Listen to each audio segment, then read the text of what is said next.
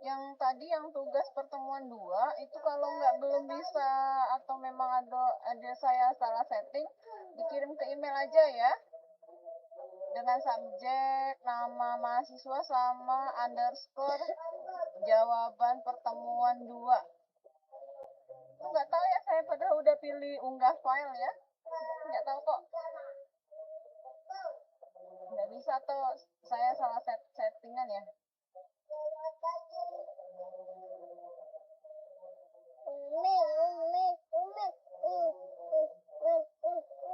Oke, baik, malam ini kita belajar tentang sistem perhitungan biaya berdasarkan pesanan dan proses.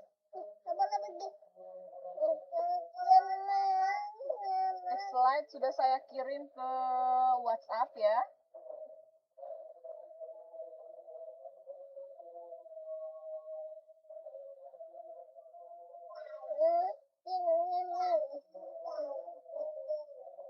Di sistem perhitungan biaya ada dua macam, ada job order costing sama proses order costing. Bedanya, job order costing atau JOC, biaya produksi yang diakumulasikan untuk setiap pesanan yang terpisah. Kemudian proses order costing atau POC, biaya yang diakumulasi untuk suatu operasi atau subdivisi dari suatu perusahaan. Jadi kasarnya ya, kalau untuk yang biaya JOC ini untuk pesanan yang terpisah-pisah. Mereka hitungnya terpisah, tapi kalau untuk yang POC ini akumulasi semuanya ya, bisa lebih dari satu pesanan dari satu buah divisi.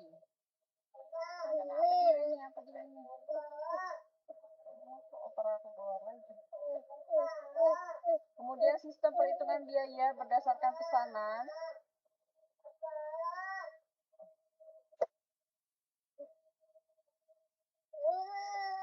Apa, Dek? Yang di Zoom itu link absen.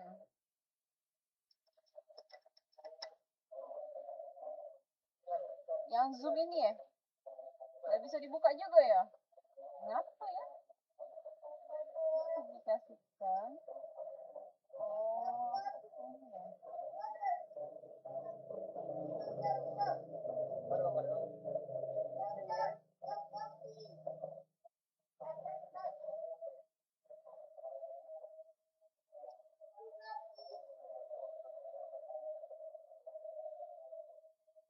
Coba aku share ulang ya.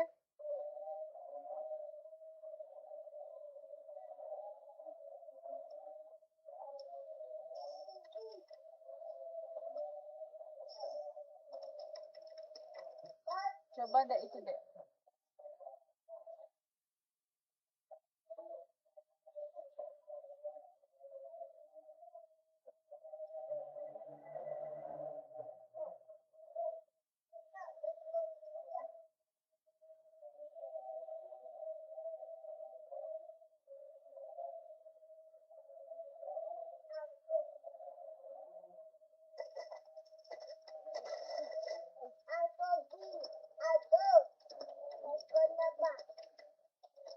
Oh, belum dipublikasikan tadi. Ini juga yang Google Doc-nya juga yang ngumpul jawaban tadi juga belum saya publikasikan.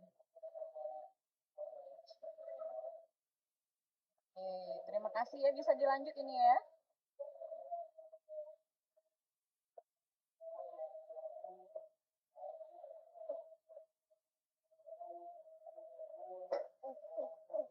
Sistem perhitungan biaya berdasarkan pesanan. Yang pertama, pesanan harus diidentifikasi secara terpisah.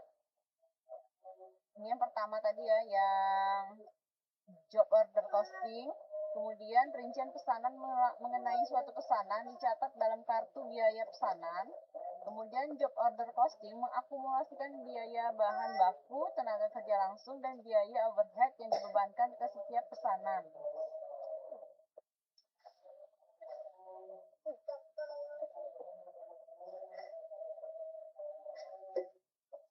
Tiga bagian yang saling berhubungan itu ada bahan baku, tenaga kerja, sama overhead. 8 tipe jurnalnya nanti bisa dibaca ya. Ini saya rapikan dulu. Saya berantakan.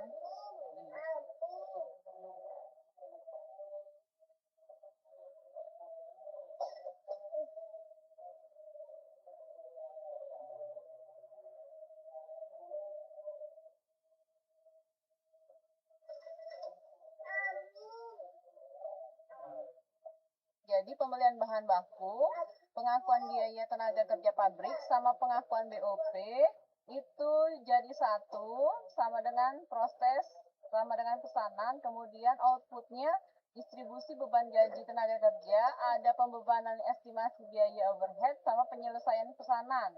Nah, di kolom yang pertama ini merupakan penggunaan bahan baku dan menghasilkan penjualan produk.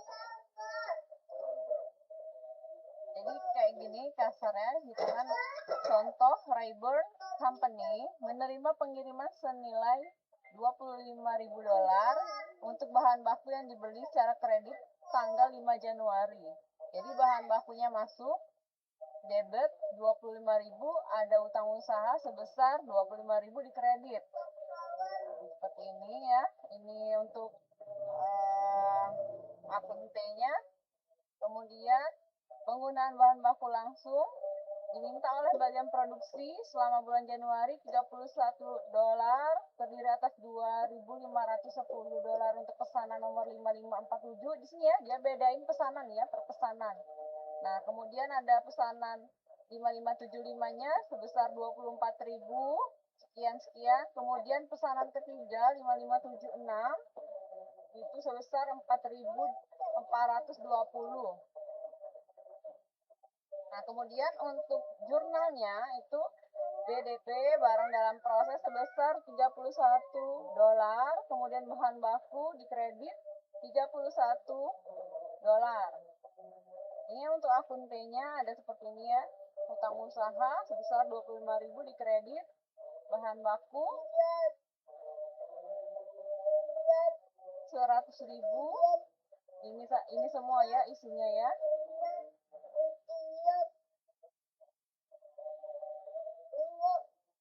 Kemudian penggunaan bahan baku, perlengkapan BBTL. Ini maksudnya bahan baku tidak langsung ya, BPTL senilai $6.000 dikeluarkan dari gudang selama bulan Januari. Pengendali overhead pabrik, bahan baku perlengkapan, bahan baku tidak langsung itu sebesar $6.000. Seperti ini akun T-nya. Kemudian ada akuntansi tenaga kerja. Biaya tenaga kerja yang terjadi beban gaji pabrik sebesar $31.000 dihitung dan dicatat pada tanggal 5 Januari dan akan dibayar awal Februari. Beban gaji pada debit $31.000, kemudian gaji yang masih harus dibayar itu sebesar $31.000 di kreditnya. Ini akun T-nya nanti bisa dilihat. Kemudian akuntansi tenaga kerja, biaya tenaga kerja yang didistribusikan pada BDP, barang dalam proses senilai $27.000 dengan rincian untuk pesanan nomor 5574. Kemudian ini pengulangan yang di atas tadi ya, dirincikan dalam BDP sebesar 27.000 dan beban gaji. Pengendali overhead pabrik pada beban gaji sebesar $4.000. Ini akun T-nya. Akuntansi biaya overhead pabrik dibebankan. Biaya overhead pabrik aktual atau sudah terjadi, Rayburn menghitung penyusutan mesin pabrik sebesar 4.929 dan asuransi pabrik yang sudah jatuh tempo sebesar 516. Pengendali overhead ini punya jurnal pengendali overhead pabrik 4.900 pada akumulasi penyusutan mesin sebesar 4.929. Kemudian pengendali overhead pabrik pada asuransi dibayar di muka sebesar 516.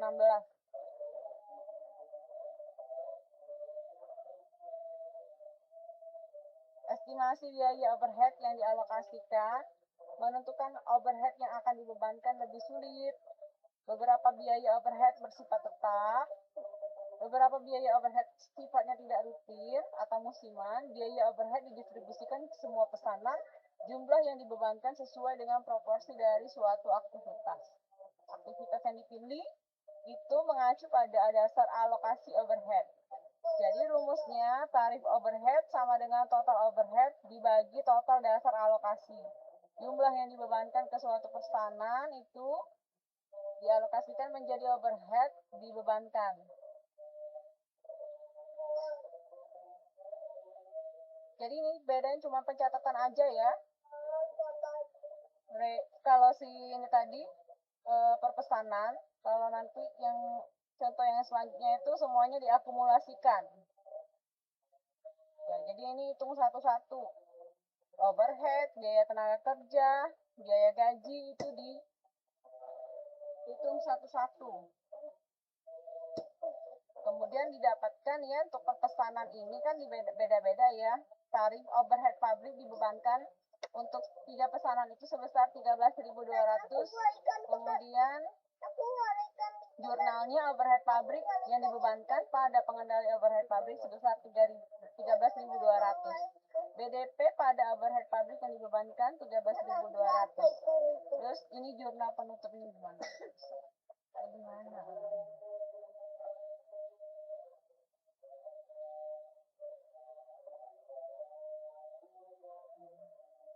Ini contohnya kalau dari pencatatan akun T ya, jadi dia bedain bahan baku, bahan gaji, akumulasi penyusunan mesin, asuransi. Ini ada 3 pesanannya masing-masing. Biaya overhead pabrik totalnya BDP. Nah, ini dapatlah harga pokok penjualan pada pengendali overhead sebesar 2.245. Overhead terlalu rendah atau dibebankan.